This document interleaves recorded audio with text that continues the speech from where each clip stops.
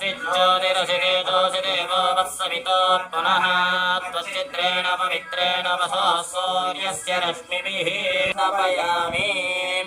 आज्यस्नानाभिषेकानन्तरं शुद्धाचमनीयेन सन्तोषदेः मधुनक्तमुतोषधि मधुमत्वार्तिकं मृदः मधुद्यो नः सरप्यत मधुमान्नो वनस्पतिर्मधुमागम् अस्तु सूर्यः मनः इदे मधुं मधुना स्नपयामि मधुस्नानाभिषेकानन्तरम् इन्द्राय सुहवेदुनान्ने स्वादुर्मित्राय वरुणाय वायवे बृहस्पतये मधुमागं मदाभ्यः इति शक्करेण स्नपयामि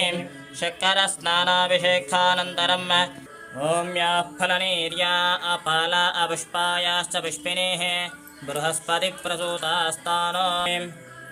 ॐ याः फलनीर्या अपाला अपुष्पायाश्च पुष्पिणीः बृहस्पति